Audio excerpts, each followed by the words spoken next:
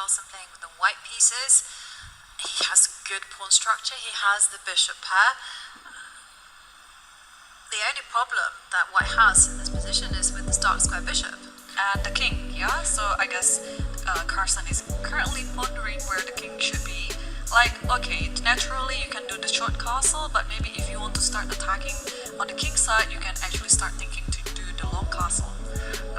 Right, well, specifically his last move, h2, h3, it kind of hints at g3, g4, right? And I'm guessing, yeah, it could be a long castle, or, interestingly, what happens if white goes king f1 at some point? So g4 is still valid, I have the rook on h1, and I'm no longer on the e file, and the combination of king f1, bishop d2 maybe allows me to bring the other rook to e1 if I need it, or d1. So I'm not suggesting to go king f1 right off, but yeah, just kind of a potential place for the king on f1, and then if we want it, we can go to g2. So it could be this. Yeah, it's certainly the modern way of playing chess. So things looking relatively good, I would say, for Magnus Carlsen there. But of course, we still have a lot of other world-class players in the field, and if we were to move down to board 3, we can see Anish Giri is facing off e4 as black, right? Because there are ways to stop e4. Going knight e4 would be one of them. Yeah, now, well, a tiny important difference, because I keep comparing this position with the other one that we've mentioned from the main line, where you would have the pawn on a4 with white, right? And then b4 square is always for black, and then this setup with knight on c3, rook on e1, you can always go bishop b4 and pin the knight and stop the e4. Here with pawn on a3, white has or on a2, white has a2, a3. The knight e4, I don't see why it's bad. Why don't we just put it up on the board so we can... Yeah, don't see why it's bad. Okay. And so the first move to calculate, I guess, would be what happens if you capture the knight, change the pawn structure. What happens if you try to play around that piece? I mean, first up, I don't think I would be doing this one because it feels too accommodating. Yeah, like knight takes, pawn takes. Yep. I wasn't happy with... Where the queen go, yeah, like where the queen goes. Like I couldn't find it. You know, sometimes you just feel, okay, I do this, and queen goes, and this is missing. Like I'm not happy with the queen on g2 or e2. Yeah. But what else can white do after rook e1 and knight e4? e4? Could it be g4 then? Yeah, immediately. Oh, but it's too. That felt too loose because I mean, knight immediately I was g5 thinking and stuff, knight takes knight and then capture all the pawns, and you've lengthened the dark squared bishop.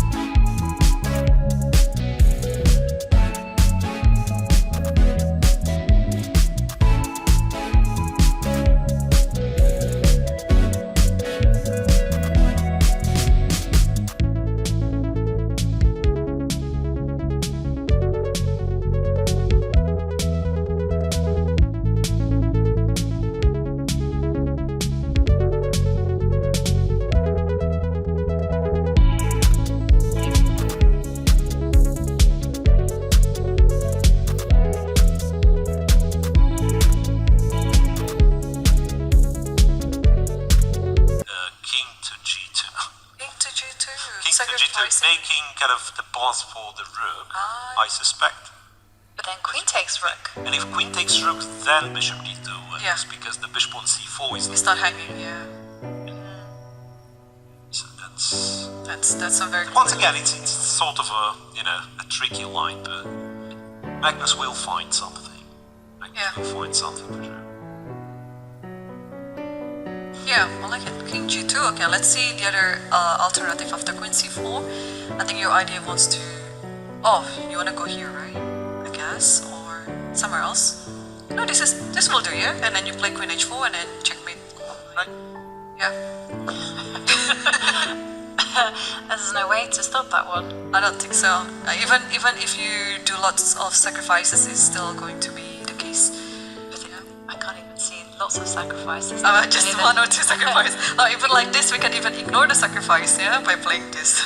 Yeah. Yep. Okay, so that's it. King g2. No, we totally missed this. King g2. Yeah. Good work, Mirror. It's not me. I mean, good work checking with the computer. Thanks very much. Yep. Okay, so I think this game is. Yeah. And then knight d7 and queen h3 and opener resign.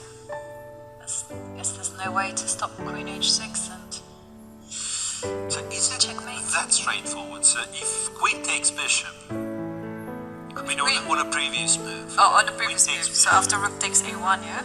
Just takes on bishop like this. You just go to h5, right? Yeah, h4. Yeah, like if h4, queen d4, you go to h6. Yeah. It's a check on a1. And then just go king g2. Yeah. That's it, yeah? g2 and that's it. g7, checkmate. Yeah. Right. Okay. And as you said, Irene, I think I was here. Like, look at these guys. Like they're present, the knight on b8, the rook on a8, but they're not participating. I like to mention this to my students, like, do not put your pieces sleep all the time, Those pieces are sleeping. Get it out. Wake it up. It's that famous quote by Tal, right? Yeah, I think so Tal too. said, they were sleeping.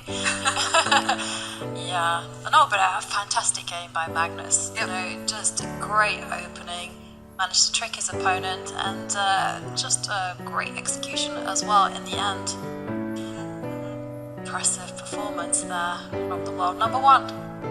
Exactly. So, yeah, tomorrow, I don't know who he will be facing, but definitely a stronger opponent than today's. And we've got to dash over